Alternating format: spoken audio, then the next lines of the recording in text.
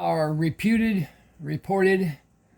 to have doubling on the dates, on the lettering, on the lettering around, on the reverse side, and then there are two varieties of the 64. The long-haired variety, and then Jacqueline Kennedy didn't like it, she said, so they made a short. And I think the long-haired is the more rare than the short-haired was.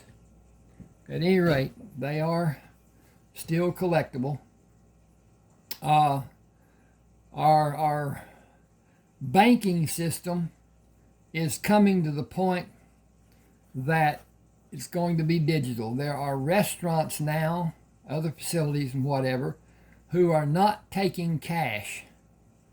They'll take credit card with a fee that they charge, and digital. Your bank card, they're not charged for that, I don't think. I'm not certain of that or anything. But at any rate, Australia is fully digital in its banking, and it is not, I shouldn't say it's not working. People are not happy with it. And I like zeal in the banking, because it's just like writing a check, except the money is instantaneous. When you tell it the email address to send it to, and the particulars about it and all that, and get the amount, and make certain that you're doing what you needed to do, just like checking the check. Make certain that everything's copacetic. And then when you hit it, it is automatic in that other bank. Now, it's safe because it's going from your bank through your email address to the other person's email address at their bank. And oops, I messed that up. I guess I shouldn't have did that. Okay, I gotta change that. That's okay. I'll leave it there. But at any rate, that's coming. Supposedly, that's what's reputed to going to happen. At any rate, these are pretty well uncirculated coins. They're weathered to some degree. This one is gorgeous. This one is gorgeous. They'll all grade pretty much the same. This one is a particularly, but at any rate, these coins, I'm not certain what red book is, but silver is up and down right now, just lower than and close to $50 for an ounce, and gold has gone out of sight. I should have kept my gold, and I didn't. I bought silver instead, because mainly of this YouTube channel. I wanted to have them like this and be able to show and possibly help people understand what I know, or understand. It's not necessarily what I know, but the things that we find with this 64. It has doubling, which means it was struck twice. It has tripling, which means it was struck 3 times. It has quadruple and that means it was actually struck 4 times. And those that were struck 4 times, the letters, the numbers are huge.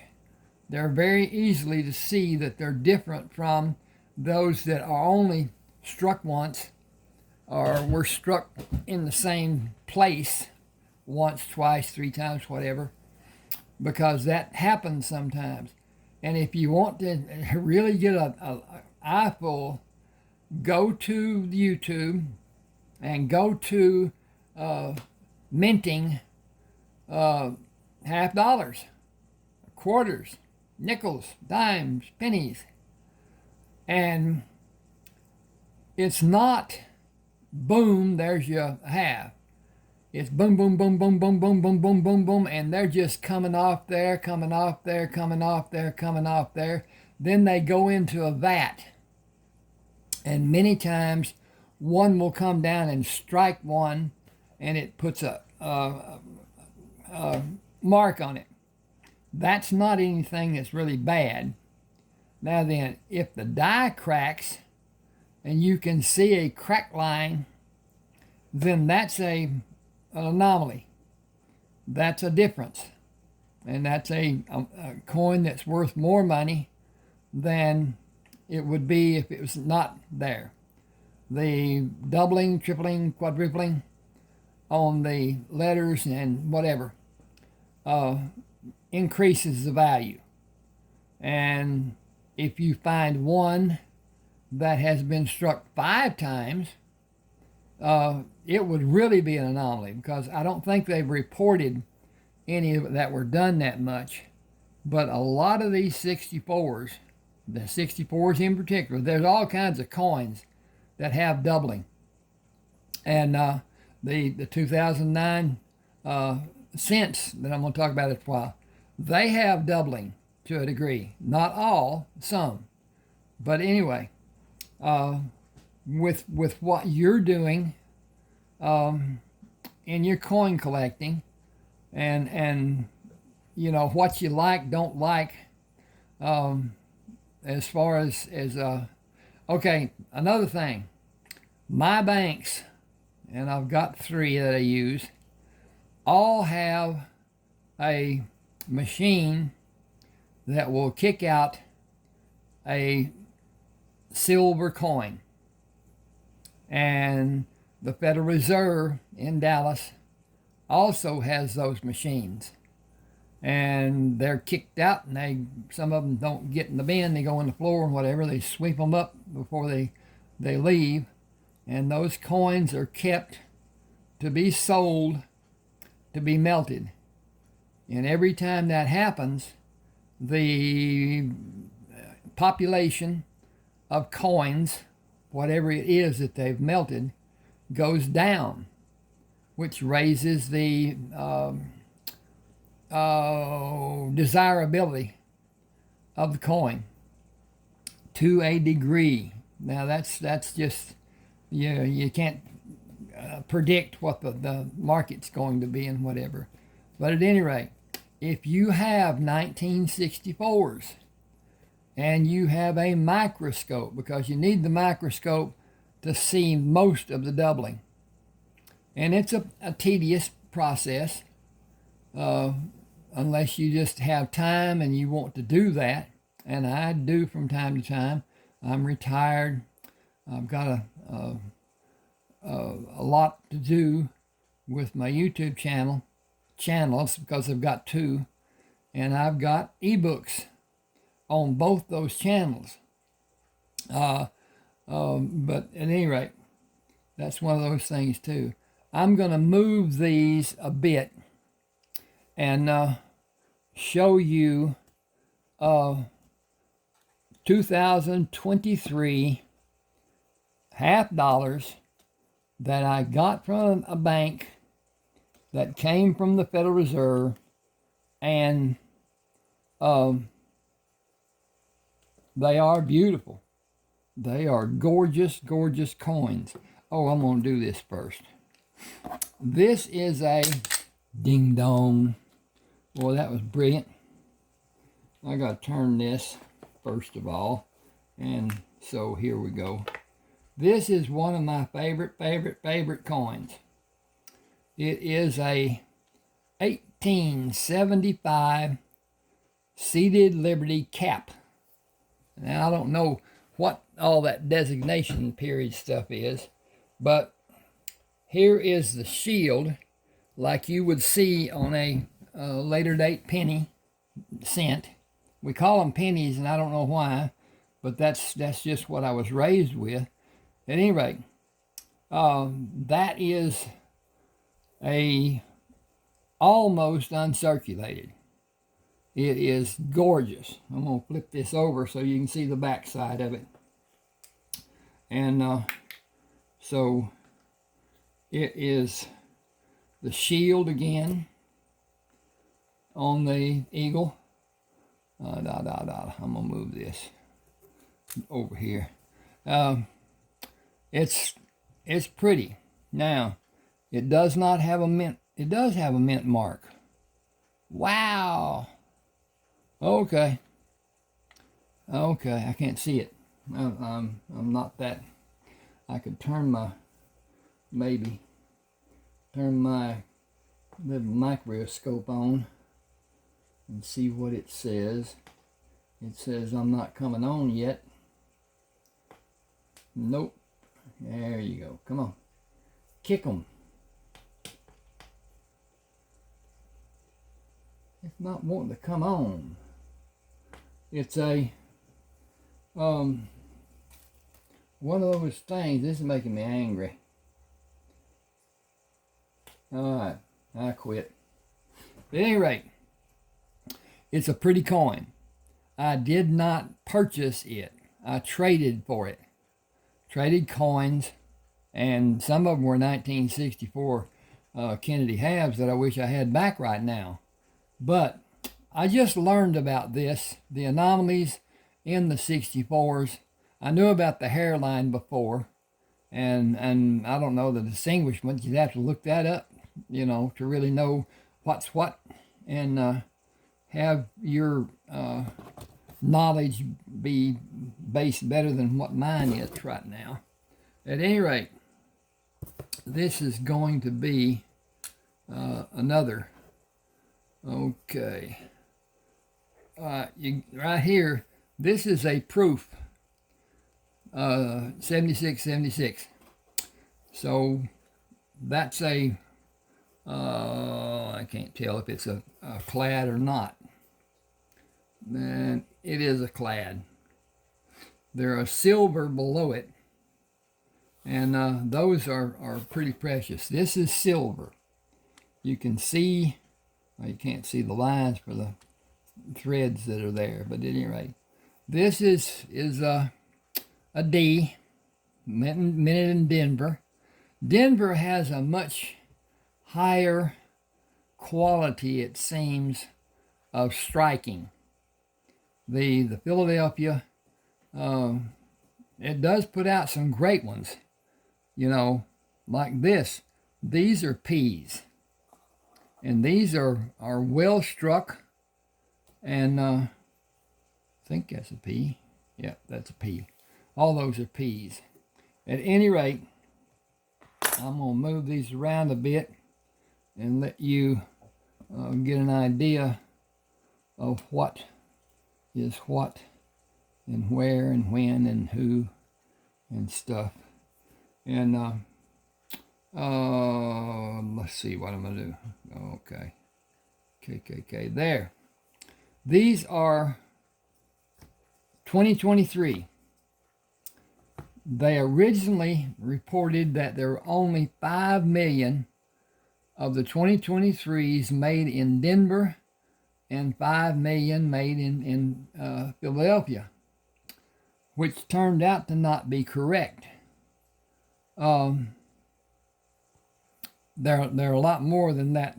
At any rate, I was keeping these because I thought they would be valuable with that little bit of production because of whatever. There are coins after 2000, half dollars, that were not meant for circulation. And I think it's the 18 that has a very low population of coins. No, I'll get this out of the way. At any rate, okay. I'm not certain. I gotta check this, see if we're up on, yeah, that's okay. That's okay. But these are just gorgeous in my estimation. They are well struck. They're beautiful. Now, what's coming? You won't. I don't know exactly what they're going to do as far as the digital, and I know they'll the paper money, which is really cotton. It's not paper. It's going to be a thing of the past to some degree, and I'm not certain how they're going to do that. And I need to move some of this stuff so I can get this lined up more better. At any rate, according to what's been done, the scent will no longer be produced. The 2025s, I think, are coming out, and they will be the last of the scents. I'm not certain. I got something here that might be, yeah, buddy. I'm gonna back up here. This is my thing.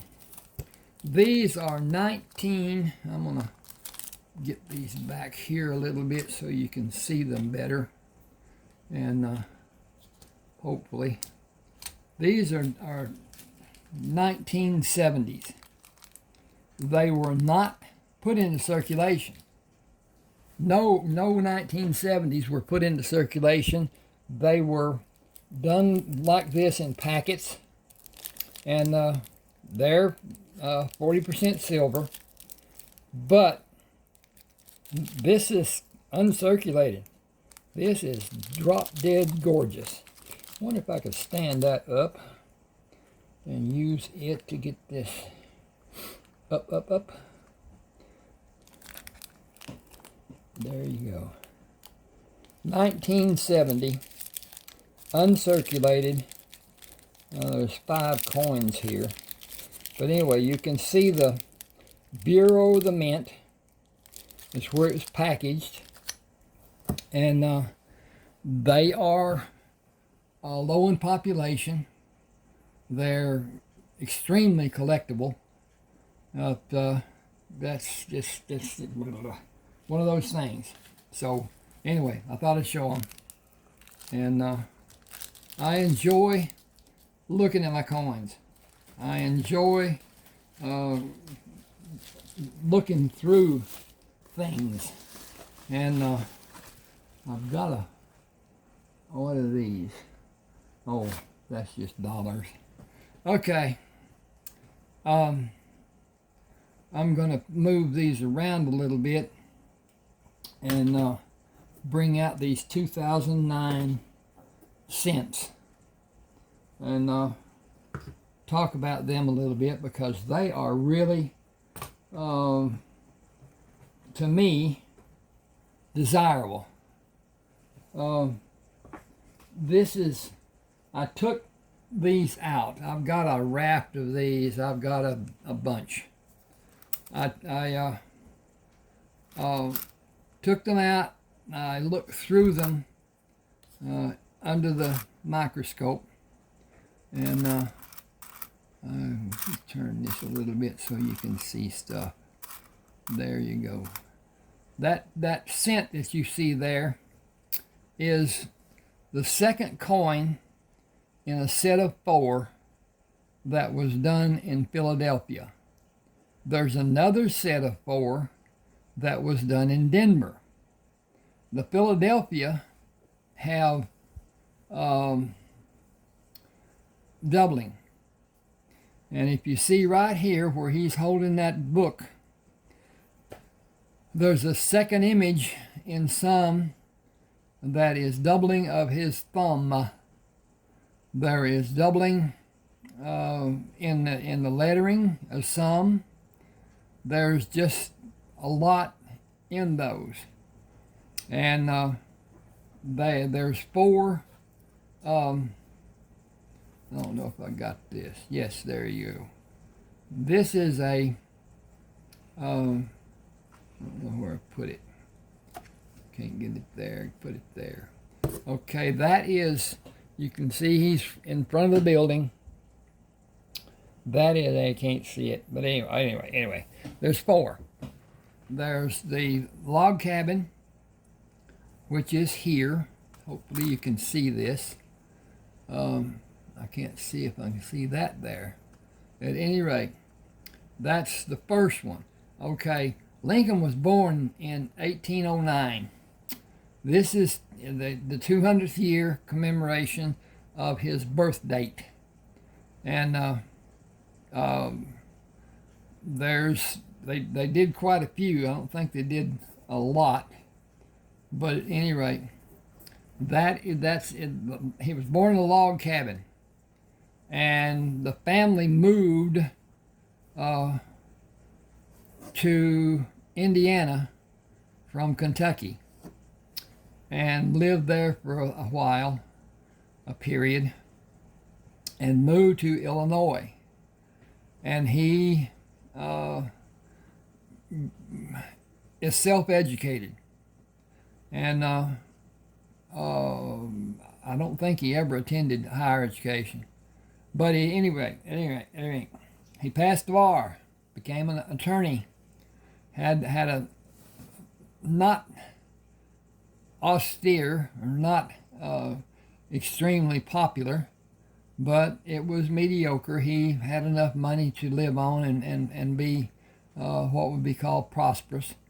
And then he failed in so many businesses through his lifetime.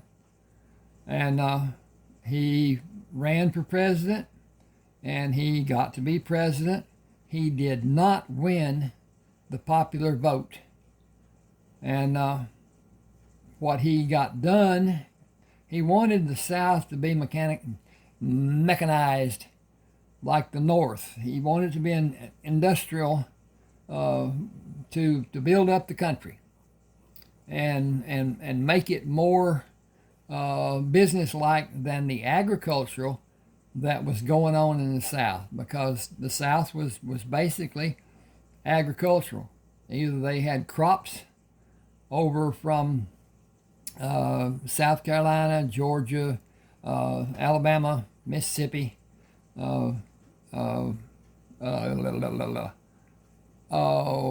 Louisiana, Texas, New Mexico, and up into the states that were in what would be called the Great Plains.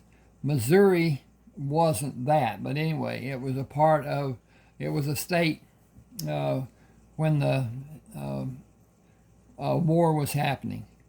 But something interesting to me, Lincoln was shot when his bodyguard was downstairs and across the street having a beer.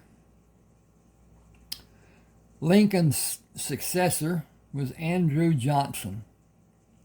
He did everything in this world that he could do, that Congress would allow him to do, and blah, blah, blah, to upset everything that Lincoln did. Totally.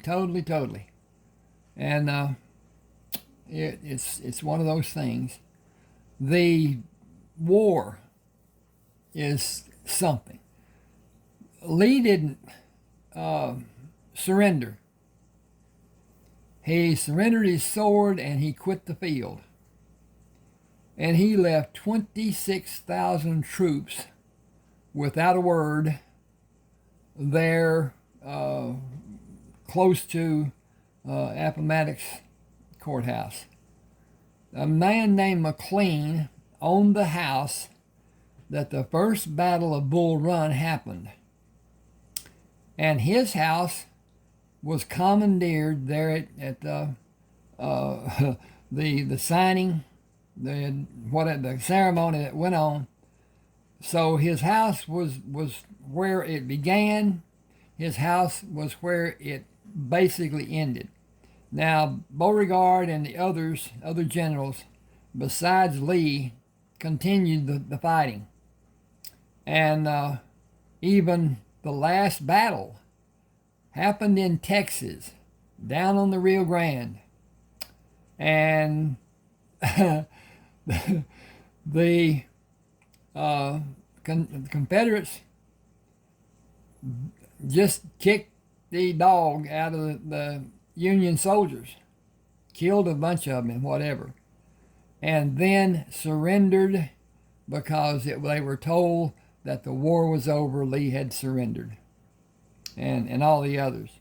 But the last person to surrender was, I think it's Stan Watty. He was a Native American, and he had a troop, and he was a force. But at any rate, that's something interesting to me. Now, when Sherman did his march through the South, he killed a lot of people.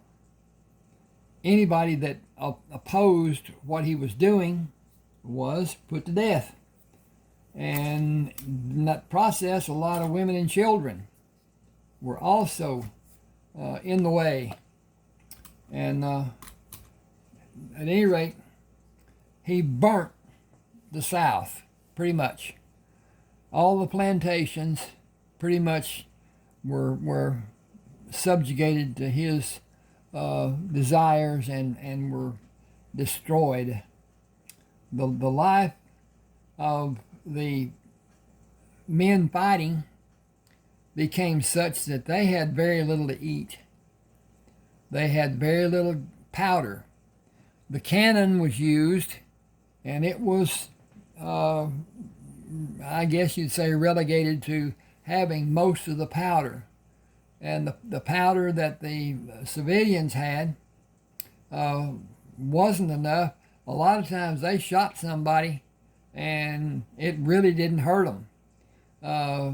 There's a man, I can't remember his name now. Wow. He was shot just over his nose in his forehead. And he lived and had parts of the bullet that came out through his lifetime. I can't remember his name right now. I guess my methylene blue isn't kicking in. I've been taking methylene blue, and it has helped me immensely in my energy, in my thinking, my cognitive thinking, my memory.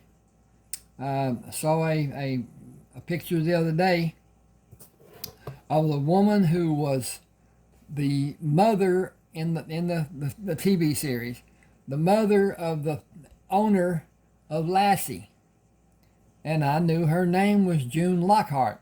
I have no idea why I knew that, but I did.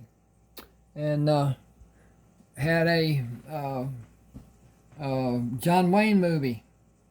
I think it was more or less a preview.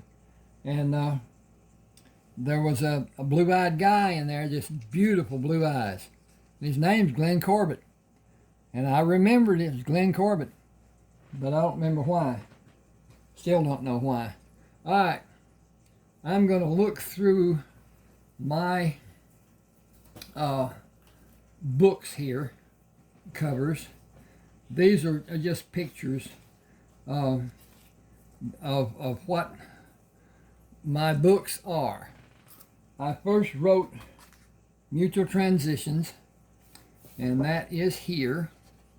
Let me get this lined up because I don't know how it's going to look. And this, oh, I got to change this big time. Well, we go to one. Okay, there's 50-50.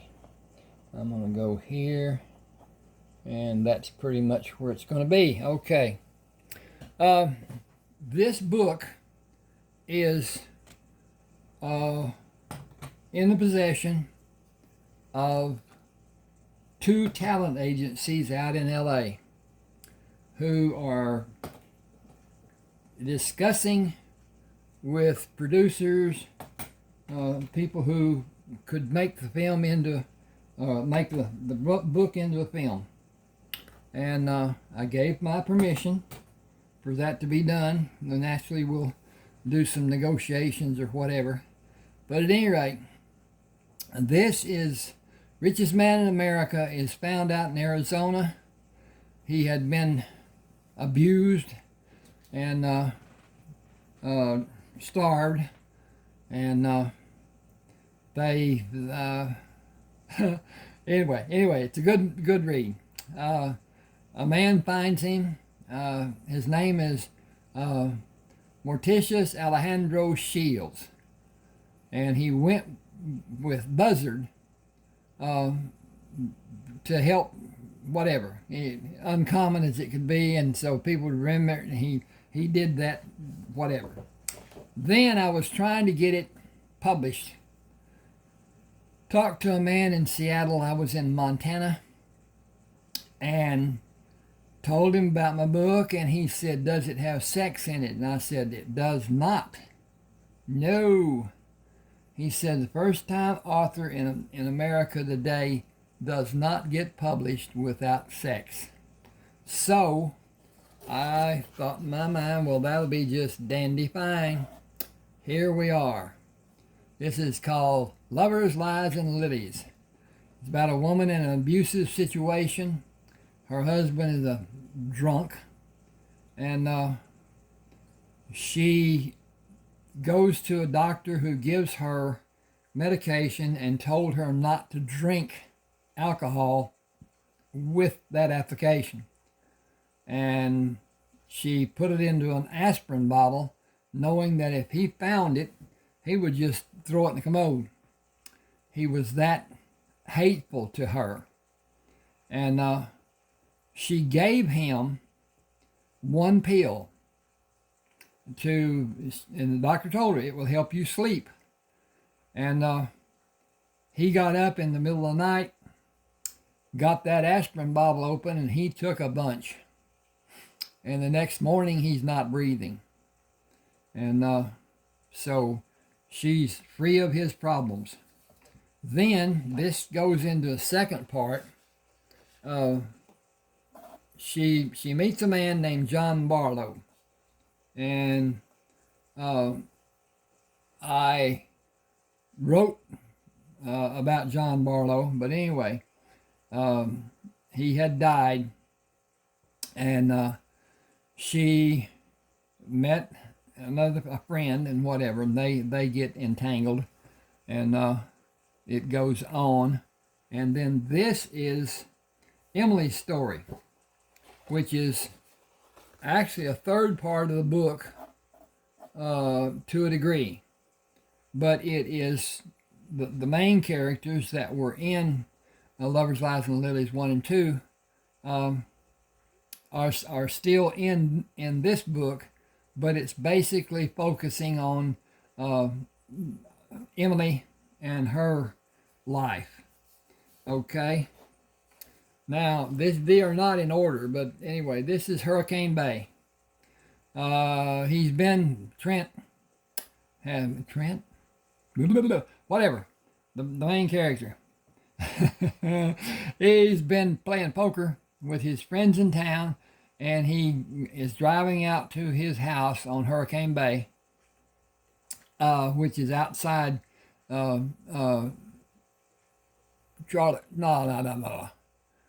Charleston, South Carolina.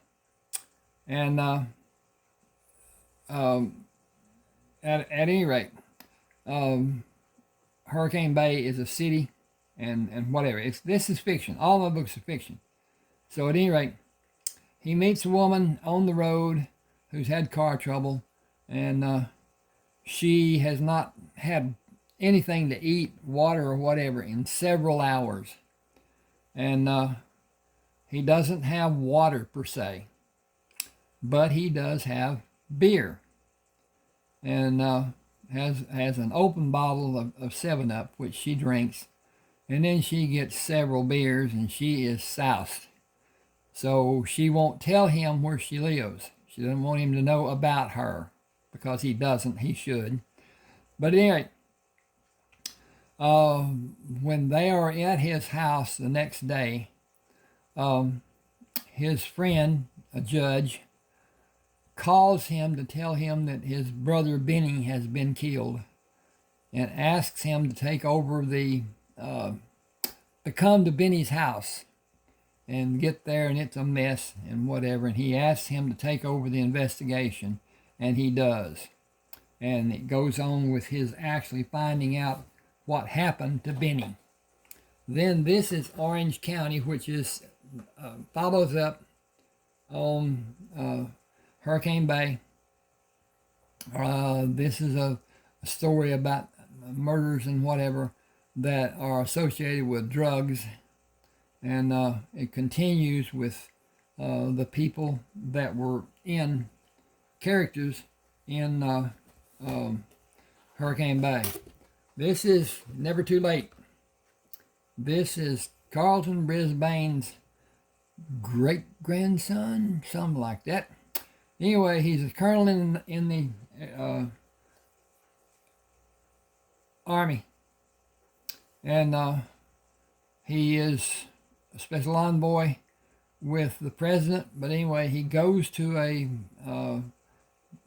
country where a plane had crashed in the water. And there's 3 servicemen that are alive. So he goes to get them, to rescue them. And it goes on after that. This is Joshua, done in the 80s. He was captured by pirates and got onto a, very disorganized, dirty ship. And the person who had been doing the navigating was swept overboard, which is practically impossible for a seasoned sailor. So probably somebody helped him get overboard. So at any rate, Joshua navigates the ship into a fray of the Spain and French, I believe, could have been English. Anyway, they're fighting, and all of the people on the deck of that ship, other than Joshua, were killed. They were not fighters with a military, whatever. At any rate, Joshua takes control of the ship and guides it away from the battle and meets up with other people and goes to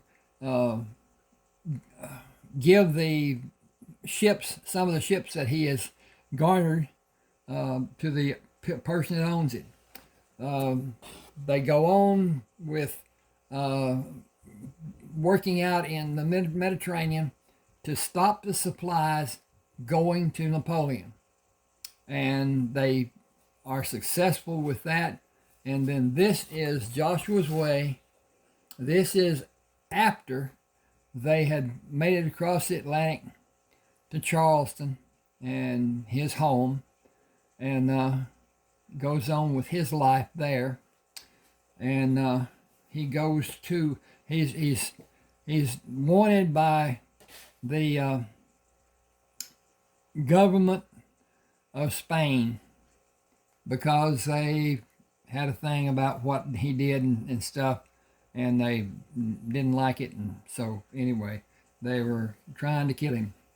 And he leaves and goes to Charleston, West Virginia, and then goes to what became Indiana. But then they were told to leave from the land that they had purchased from the Native Americans. And his father had been an envoy and was granted land by the Spanish government as a favor and whatever. I'm going to move this a bit, see if I can get it up a little so that it's not, that may be too high. Looks like it's going to be. We'll try this. See what this does. That's a little bit better. It's not being so bent. At any rate, he takes his family and goes back to, or goes to what will later become Texas. It's northern part of Mexico, below the Red River. Anyway.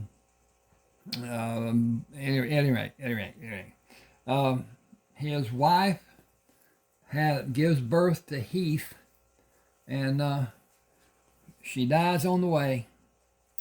And Joshua meets another woman, and they have get together and have a family, and it goes on. Juella is a love interest of Heath, and the Juella Crossing was done because her brothers were shooting in the air at Heath every time he came across to visit. Those people were actually living on the Kramer land. It got a little involved, but at any rate, here is this is Rodeo Radiance. This character had horses bred from a extremely good quarter horse, and he wanted to promote them, and the best way he could do that was in the rodeo. So he attempted to rodeo, and he's quite wealthy. They found oil on his land just outside of Dallas, west and south of Dallas. Fort Worth, not Dallas. Dallas is over there, Fort Worth is over here. At any rate, then that goes on. Oops, I got some problems here. Wait a minute. I got to dig. Y'all, I'm sorry. I've got, okay, Kinsman Tribe. That's not. And here's both of what I want. Okay. South of the river, way down the list. I almost got it in line there. Okay. This is Rodeo Reunion. Main character's mentor was friends with some people that they meet at the first rodeo that they go to, and he and another the son of the other friend team up and rodeo together and work out a system for doing what they call team roping, and become quite good at it. And this is Rodeo Reimage, which is a follow-up. It's just too long for one download, so I made it into 3, and I've got 31 ebooks published on Smashwords and Amazon. Amazon doesn't treat us very well anymore, but that's another story. And whatever. At any rate, this is south of the river. A Native American helps a sheriff, small town, and saves his life, becomes his deputy, and works on gathering rewards from wanted men to build a better life than what he has. Okay, this is John Barlow. John Barlow was a character, love interest in Sarah's story, Lovers, Lies, and Lilies. I almost said something else. At any rate, it starts with his birth and goes on through his life till his demise with Sarah. Okay, this is Best of Luck. Story of a doctor. He was born in a mixed marriage, Caucasian and Native American, and went to Memphis to go to school, higher education, and got his doctorate, and was working with a doctor there in Memphis, and General Grant, who was not general at the time, sent a man to recruit him it turned out to be pretty much a bludgeoning almost, and he was volunteered, much like some of the services do. At any rate, he serves through the war, all the way through the whatever. There's a tale about a doctor who helped save several hundred Confederate. I got to look at this thing here. Let's see what we got and whatever. And we say it's okay. Saved well over 300. I think it was 400 and something as far as that goes. He and his men that had been in the clinic with him, and then people that volunteered that were in that group of 26,000 people that were left by Lee without a word. Not thank you, goodbye, hope you have a good life, nothing. Okay, here is Rayford Coleman, Civil War veteran. He serves, he's wounded many times, he's furloughed out, and goes back home and finds that there's a problem with the criminal element, and he puts together a bunch of men and goes out and was intent on destroying the criminals, and turned out that some of them were wanted, and there was a reward for their deaths, dead or alive. And he worked at this for many years. Then he got to be just a businessman and taking care of his people. His grandfather brought Quapaw Indians from up north to his land, and they lived in an area that was away from where they could be seen and whatever, because they weren't supposed to be there. They were supposed to be on an Indian reservation. And so anyway, he's taking care of those people, and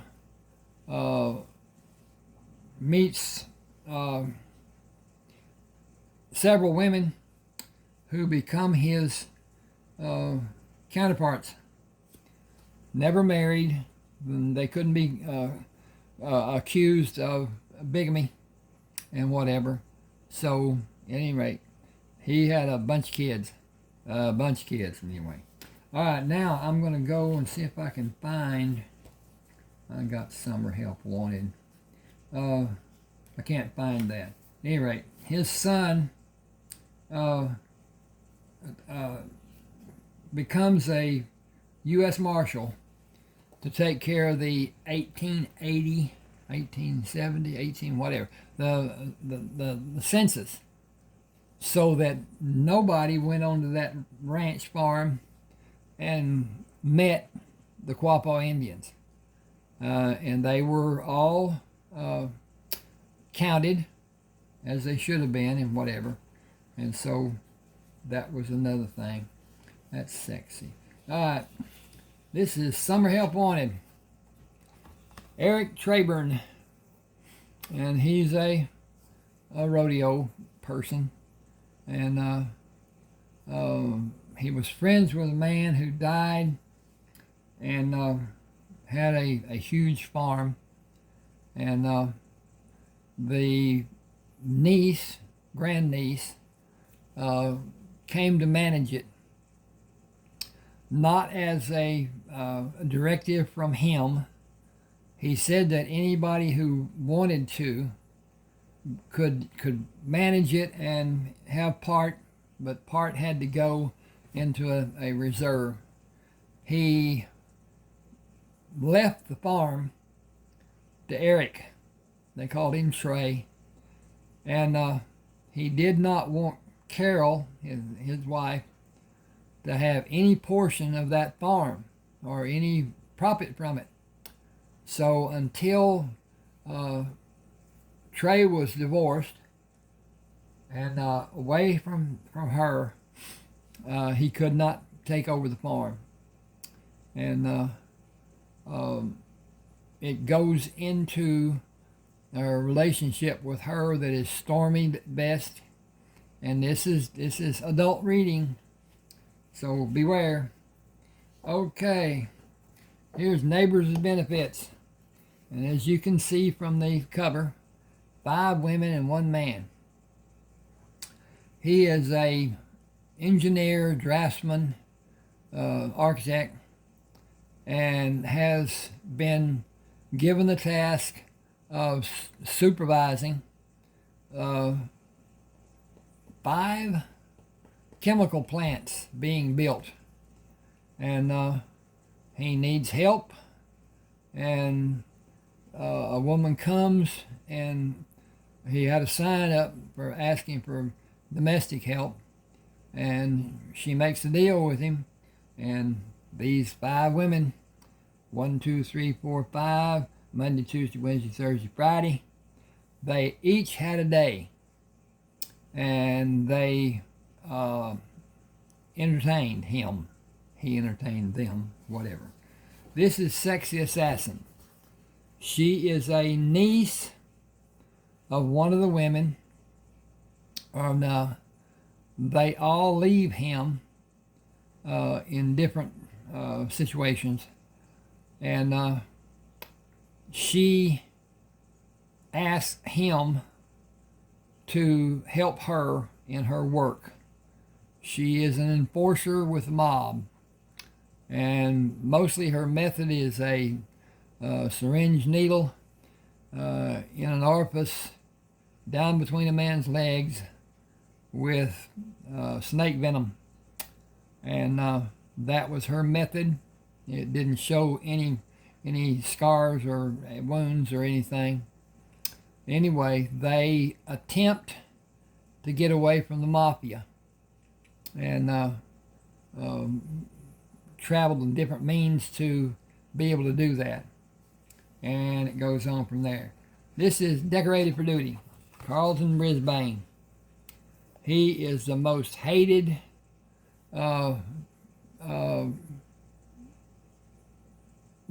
soldier with the Union Army. And he is wounded more times than what would be allowed and whatever. And he is furloughed out. He was born into a family that were Quakers. And when he joined the military, he was shunned. So he can't go back and be in the fold with that community anymore. So he leaves and goes.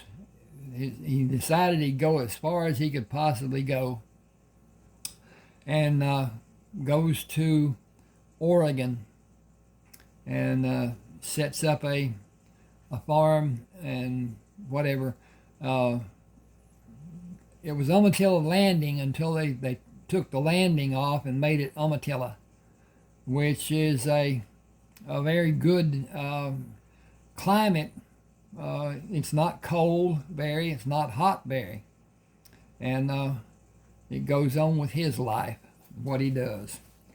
I got this backwards. All right, first of all, let's go to Kinsman Tribe.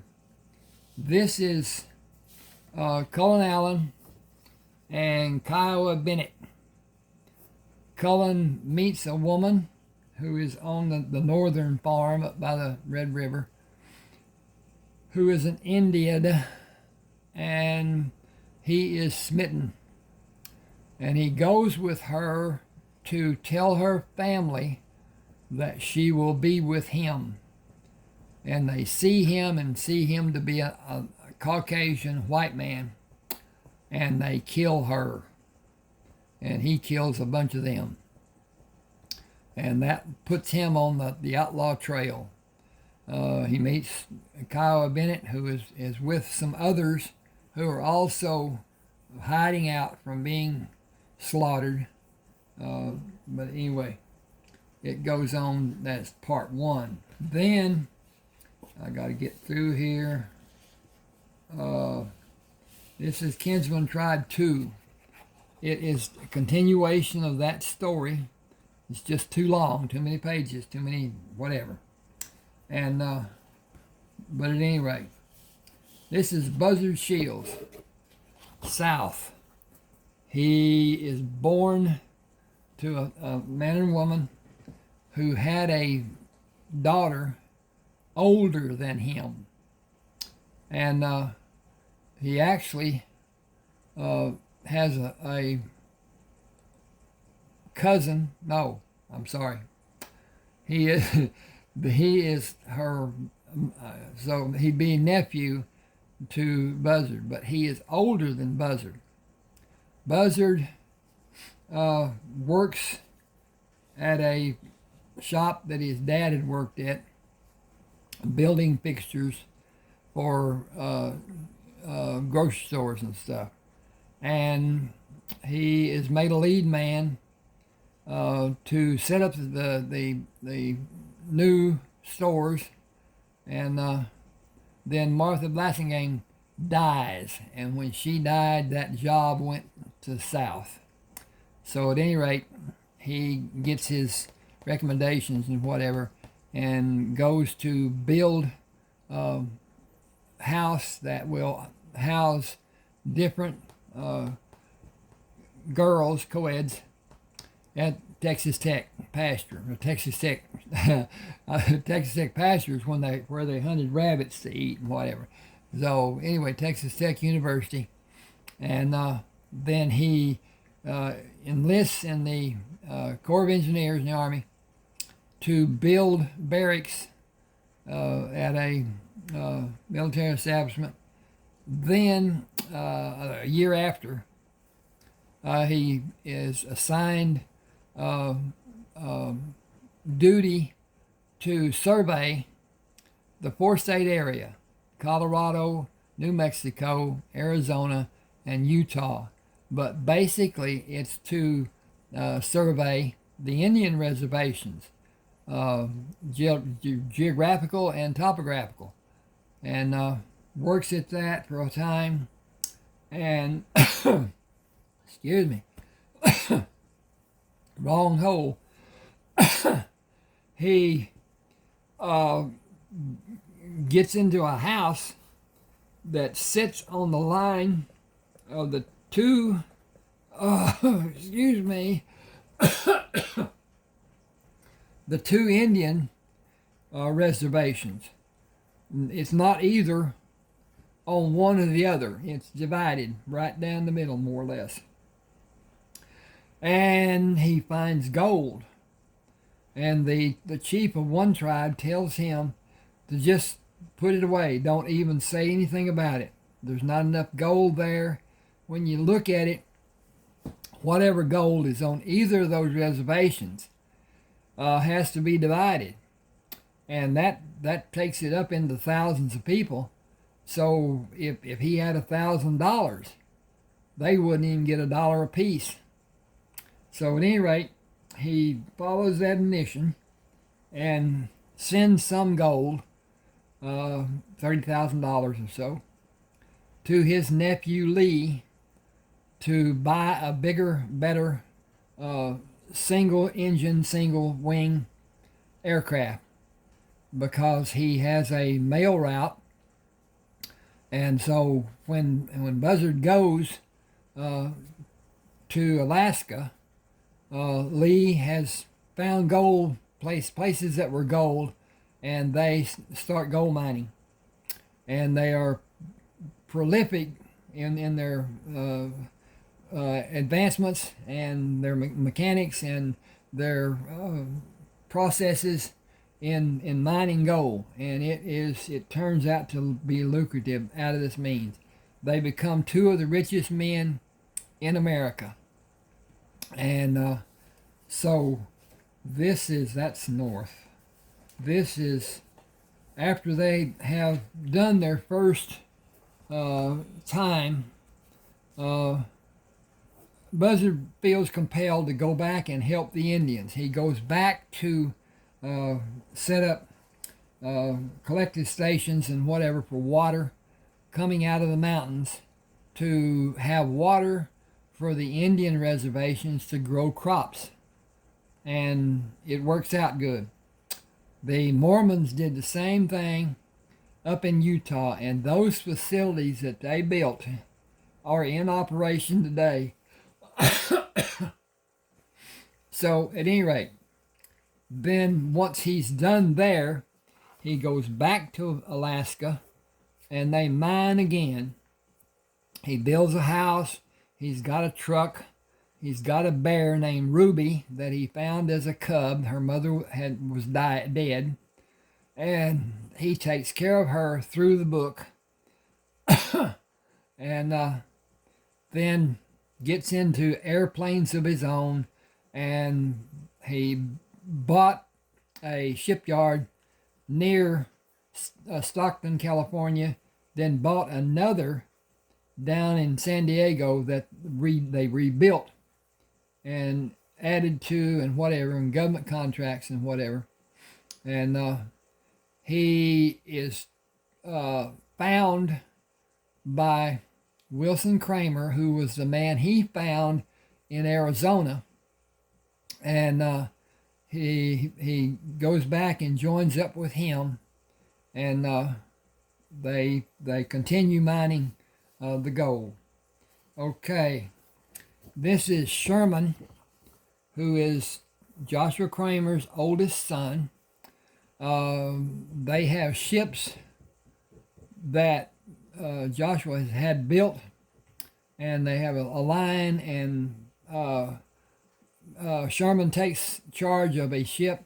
He and Heath go with the purser of the ship owner and traverse the world to a degree. They go around the southern tip of South America and up the line into Central America, and then go across to Hawaii, and then back. In their journey, they are pirated and set in lifeboats because the pirates did not want the American Navy after them for killing prominent American citizens. So they did set them free, and Sherman and Heath had placed most of their valuables of what they had in a boat, and they had a box that would float and whatever, had other parts and whatever. But anyway, they go back. They're found by a ship, and they go to San Francisco and then cross the bay into a fictitious town and set up and get into drayage, carting stuff from there up to Sacramento, and from Sacramento down. Things came across the mountains and to Sacramento, and then went down and went across to San Francisco and whatever, Oakland and whatever. At any rate, that's Sherman. Then this is Heath.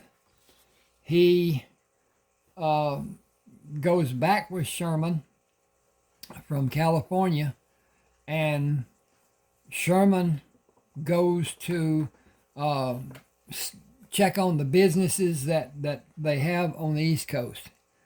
And Heath takes the family members on a ship that they own and takes them around through the Strait of Magellan, and takes them around to the Bay Area, and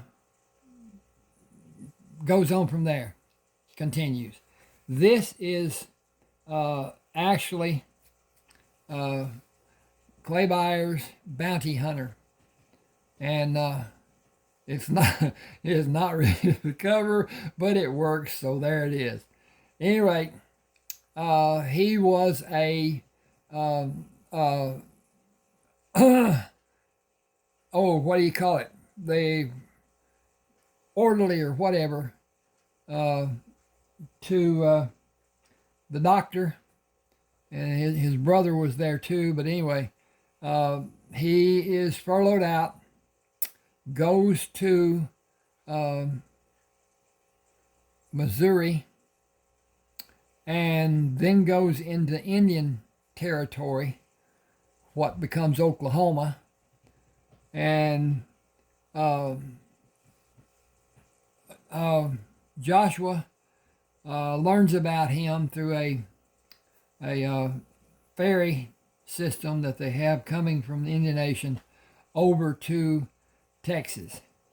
A point of interest: the eastern portion of Oklahoma is mostly owned by the Native Americans, and they did them dirty, but they got them good too.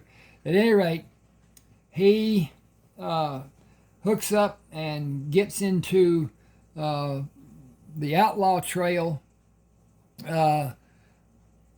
toward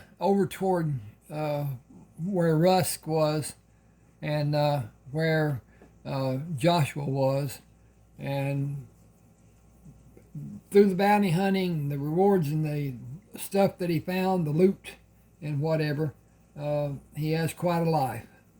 Okay, that's the last of that. Now I've got another book that is also Rafe Coleman, where he becomes a marshal, federal marshal. He doesn't really facilitate the operation of that office as much as another man does, but he still is the marshal. And nobody questions the fact that he's only, I think he's 15 at the time.